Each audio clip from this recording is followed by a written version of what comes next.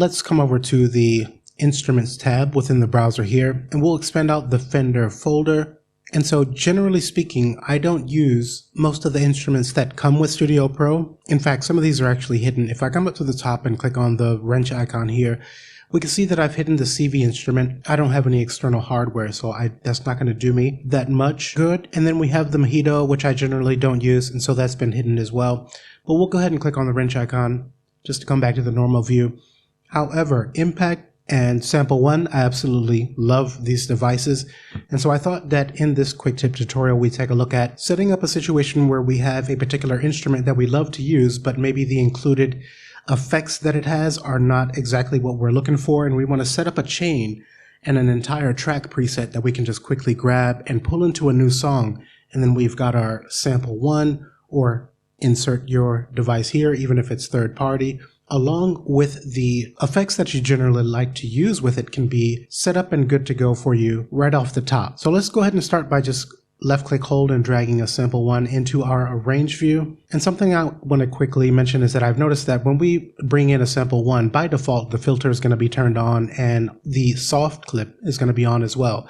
So if you'd prefer not to have this, and I don't want to have this for my track preset, we can click here to turn the filter off, and then we can click here to turn that soft clip off. And even if you don't want to create an entire track preset, with these now turned off, you can come up to the paper icon here, and you can store this as the default preset. So whenever you bring in a Sample One in any new song that you're working on, the filter and soft clip will automatically be turned off.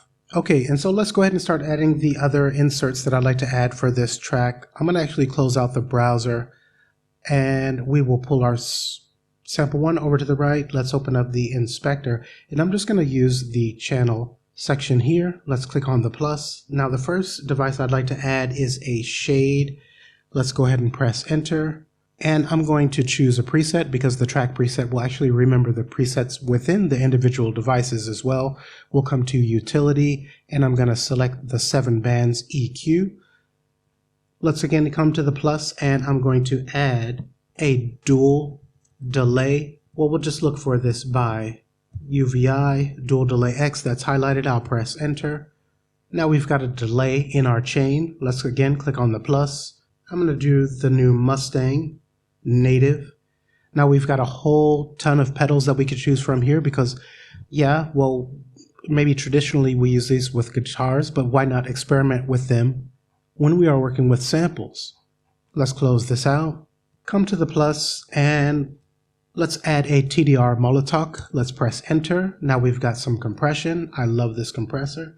And then to finish off, we'll add some reverb. So I'll just type in REV. There's our mix verb. Let's use the down arrow to come to the spark verb, which is a third party. I'll press enter.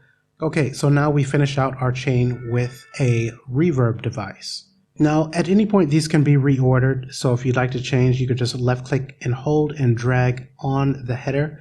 But I do want my shade, which is an EQ and filtering device, to be at the very front. And if we pull our Sample One up to the top right, let's go ahead and click on the new channel overview and open this up. Now we can see all of our effects that we've added here. We can double click on their panels to open these up.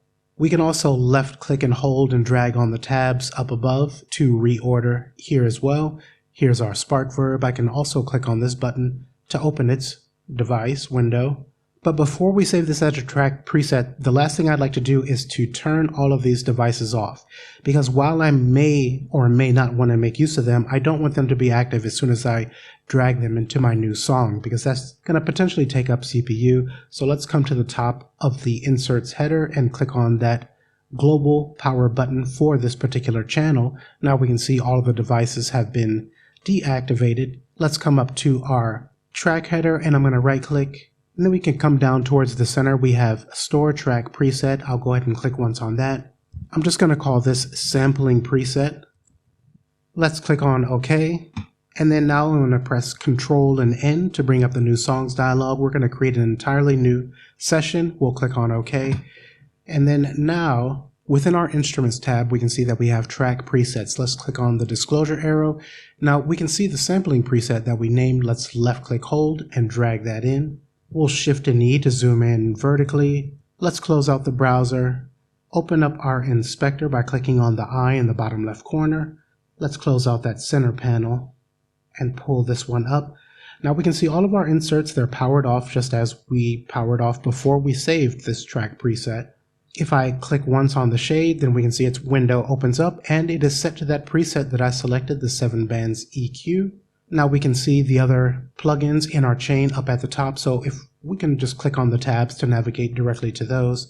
I never chose a preset for here. Here's our Mustang Native, the TDR Molotok, and our Spark Verb. Okay, and so this is just one way that we can use track presets to really set up a situation where we can just go to the browser, drag in a preset for our tracks, and just get started right away. This can even be done for a vocal track. If you're going to be recording your own vocals on a regular basis, you can set up the EQ you want to use, the compressor. You can even dial in the settings that are close to your vocals, and so you don't have to tweak as much when you create your new songs. But this can really help you with creating a faster workflow and laying your ideas down when you want to get them out quickly. Now, if you'd ever like to remove, just be sure that you're on the Instruments tab. We are in the Track Presets, clicking on the disclosure arrow. Now here's that sampling preset. If I right click on this, then you can see we have Delete Preset here. So if you ever have presets you want to remove, this is one way that you can go about this process. Okay, so we'll wrap up here. If you'd like to work directly with me over Zoom in speeding up your learning curve with Studio Pro 8 or earlier versions of Studio One, check out the pinned comment below or the description area of this video. And otherwise, I hope to see you in the next tutorial.